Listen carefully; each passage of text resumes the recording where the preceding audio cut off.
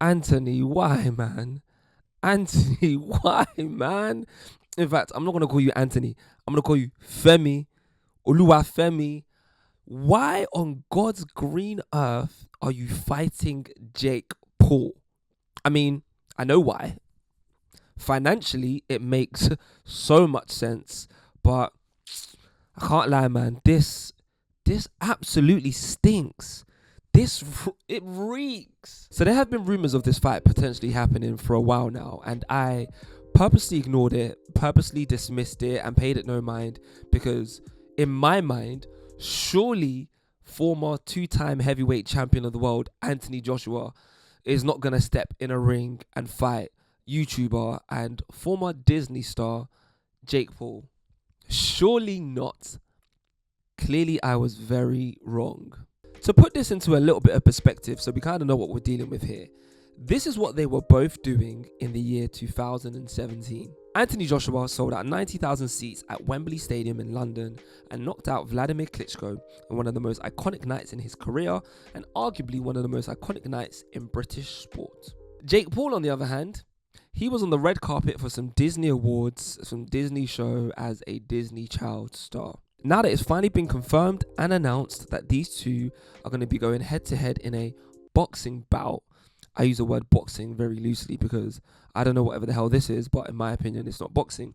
But now that these two are going to be going head to head in Miami this December, I don't know how much lower we can sink because we are truly at rock bottom. This is a new low.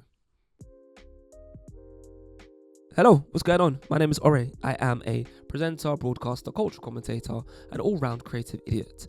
And welcome back to another episode of Small Talk. This is where I sit in my bed and dissect the world of news, sport, entertainment, politics, current affairs, and everything in between, but aim to delve a little bit deeper than beneath the surface. I'll be so honest with you, this video was not planned. This video was not planned at all. In fact, I was writing a completely separate video titled Why I Believe Influencer Boxing is Finally Dead. And I was going to put that video out in maybe 2 weeks' time, but this announcement came this week and clearly I know nothing. So not only am I scrapping that idea, but I'm putting that idea well and truly in the bin. I bet somewhere in boxing heaven right now, Muhammad Ali and Joe Frazier are sat around looking down on this boxing circus, thanking their lucky stars that they are no longer around, they are no longer on this planet that we apparently call Earth. That's morbid. That feels really dark. But the point stands. To be fair, boxing has been moonwalking, sleepwalking, two-stepping, whatever you want to call it, towards this for quite some time now. But there's something about this specific fight, AJ versus Jake Paul, and I don't even like saying it out loud, but there's something about this specific fight that just feels wrong on all levels. And time again, it's always one of these Paul brothers that are at the scene of the crime. So let's start with the very obvious. Anthony Joshua and Jake Paul are from two completely separate worlds. We know that. AJ is an Olympic gold medalist, a former two-time heavyweight champion of the world, and a man that has spent the best part of a decade brutally punching up some of the most hardest men in the sport and making them do the stanky leg. And AJ has also been on the receiving end of some of the most brutal beatings I've seen a 6-foot man ever take, because Alexander Usyk took his belt and took it to AJ's ass. Oh, he beat him differently. Bismillah. To this day, I still don't understand why AJ, I mean I do, it's probably the CTE, but I have never seen anything so funny in a boxing ring in my life. And then there is Jake Paul. And to me, it seems as if this young man is going through some sort of an identity crisis, because he is clearly on a mission to complete as many side missions as possible because he is bored and he needs external validation. He needs people to say things about him and he needs attention to make his existence feel worthwhile. Putting Jake Paul in the same ring as Anthony Joshua is like putting the Pope in a ring with Bonnie Blue. That is a terrible analogy. That is a terrible. But then again, who would be the Pope in this situation? Who would be Bonnie Blue in this terrible analogy? Scrap it. Let's just move on. I don't want to come across as some sort of boxing purist because I'm far from that. Admittedly, I'm an armchair fan. I only ever really watch the big fights. But it does feel like boxing has been selling its soul to the highest bidder for quite some time now. This fight is proof that boxing has stopped pretending to be a legitimate sport and is now fully embracing the circus, the WWE-fication, if you want to call it that, of combat entertainment. So a couple of years ago, it was Conor McGregor versus Floyd Mayweather, and I kind of got it. Then there was Logan Paul versus Floyd Mayweather, and nope, not interested at all. Fast forward a couple of years, I'm skipping through a couple of people, but Tyson Fury versus Francis Ngannou, I kind of got it. Same again. AJ versus Francis Ngannou. Similarly, didn't love it, but I kind of understood it. Then last year, Jake Paul versus Mike Tyson. It's possibly one of the worst things I have ever watched in my entire 30 years of existence. I am still mentally scarred, psychologically traumatized from seeing Mike Tyson's booty cheeks. I have lived my entire life. We've all lived our entire lives without ever knowing what Mike Tyson's bum looks like. But because of Jake Paul, that is an image that now exists in the world. Iron Mike Tyson. Jake Paul, you will pay for your crimes. What used to be a sport defined by skill, discipline, and legacy has now been hijacked by algorithms and numbers. Forget rankings, forget mandatories, forget climbing the ladder. The only thing that matters now is whether you can go viral or you can drive engagement. I want to make this very clear. I am a massive AJ fan. I am probably one of the biggest AJ fans. I think I've watched nearly every single fight that he's had since he won the gold medal in the London 2012 Olympics. I've seen the wins, the losses, the highs, the lows, the sold out stadiums. I've seen it all. Not that AJ knows who I am or particularly cares for who I am, but I've been very vocal about the hate and the disrespect that AJ gets from certain sections of the media, certain sections of the boxing community, and certain sections of the British public, because people seem to always have negative things to say about Anthony Joshua for whatever he does. And as a fellow British Nigerian, I do feel a sense of pride whenever I see somebody with a similar upbringing or a similar background as me achieving at the highest level. But let's have it right. Let's call a spade a spade. This fight, it's nasty. This fight is, it's disgusting. And look, I get it. From a business standpoint, I get it. This is going to be a massive payday from basically doing absolutely nothing. It's kind of the dream. Get paid to do minimal work. And he's going to get paid a stupid amount of money for this.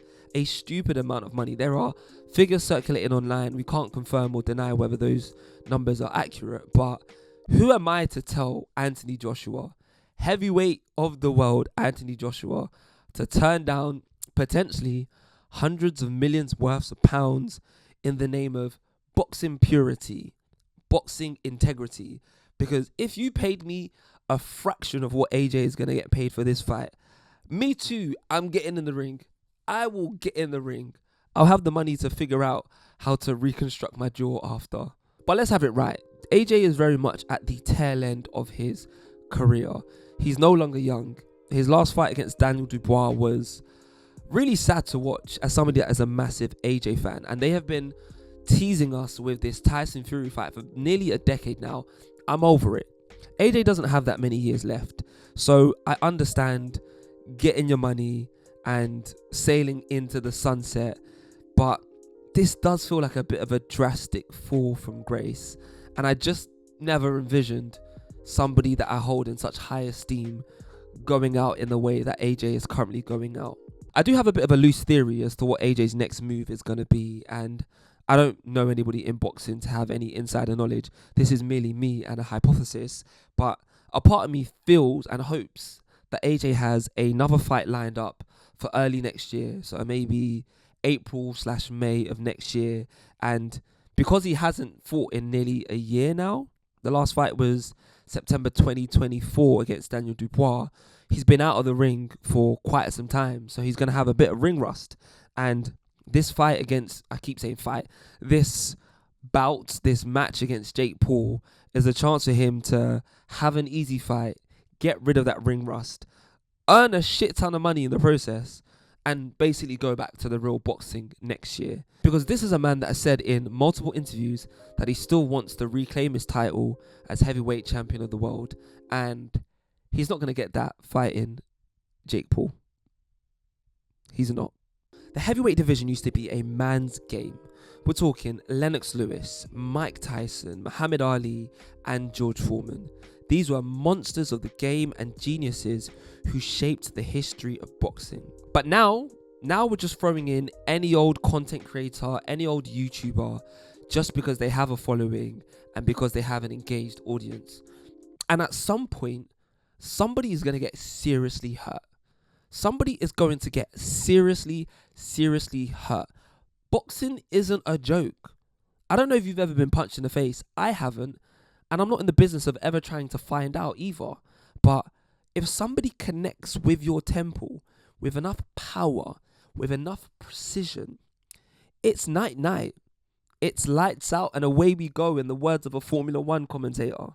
And someone's going to get so badly beat up that we're all going to collectively wake up and realize that this was a terrible idea from the very beginning. The thing that's annoying and equally embarrassing about this whole thing is that out there you have many different boxers who have spent years honing and crafting their skill, but you get Jake Paul walking in, cheapening the sport and acting as if this is some sort of side hobby that he's doing in and amongst many different brand deals. Let's have this right. If Anthony Joshua does not knock out Jake Paul within the first 3 seconds of this fight, we all collectively know that this fight was 100% rigged, because there is absolutely no way a boxer of Anthony Joshua's skill, quality, and class should be going multiple rounds with a guy that was fighting KSI's brother in 2018. The fact that I'm saying this out loud is even a joke in itself. Anthony needs to deal with him. I'm a Nigerian man. Anthony's a Nigerian man. Forget Anthony now. Femi needs to deal with him. Give him an old school beating.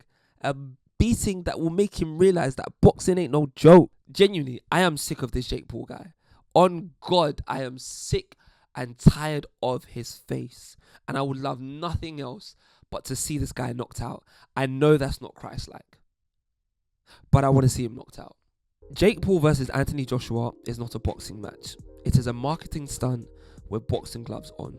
I'm trying to think of an analogy that will perfectly paint the picture of whatever the hell this boxing match is. And it's the equivalent of Real Madrid. Real Madrid with Vinicius Jr., Kylian Mbappe, Jude Bellingham, playing an English Sunday League team with millions of followers online, simply because the match might potentially get clicks and views and it might get younger audiences watching it. That's what the equivalent of this boxing match is. And yes, people are going to watch it. Yes, I will be watching it. Yes, it will make a ridiculous amount of money. But my question is, at what cost? For most actual fighters, boxing is a lifelong grind. You know, you spend years of your life in these small amateur gyms, sweaty gyms, basically earning no money, if not no wage whatsoever, with dreams and hopes of potentially making it pro. And the likelihood of you ever being on an undercard, let alone being on the A or B side of a main event, is minute. Very few boxers make it to the zenith of the sport. So to have Jake Paul wander in and effectively go straight to the very top is a slap in the face, or a fist in the face in this case. And once again, I do get it. I'm from the world of music. I'm from the world of entertainment. I work in the media and I understand everything can be content. But at the same time, not everything needs to be content. Not everything needs to be contentified. Ever since Jake Paul has entered the world of boxing, boxing has literally bent over backwards and told him to put it back inside. I know, I've got to work on my analogies. I gotta do better. Every single industry is obsessed with numbers and followers and influencers.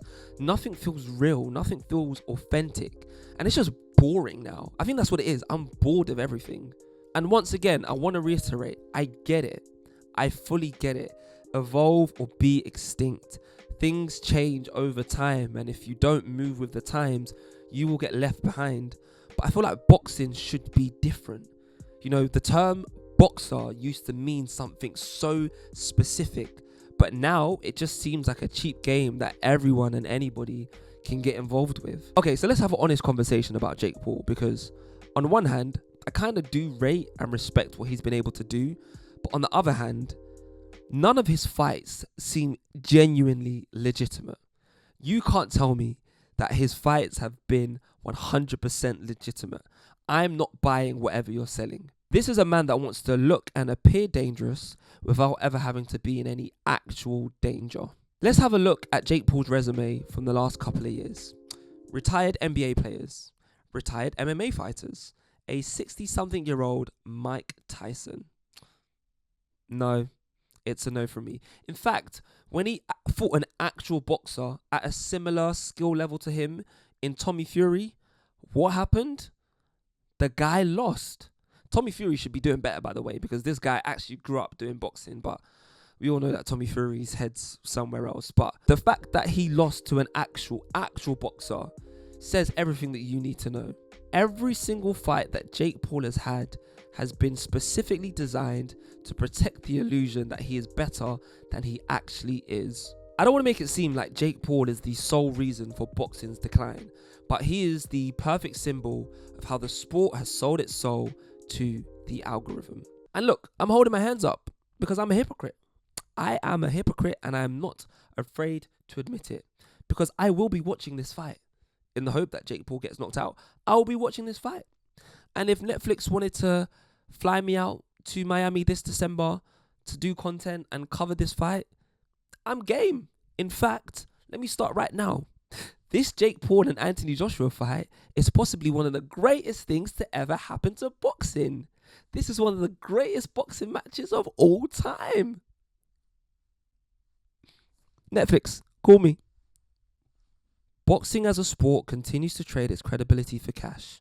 And if it continues down this path, it will not only trade its integrity, but it will lose its identity altogether. Boxing needs to decide what it wants to be.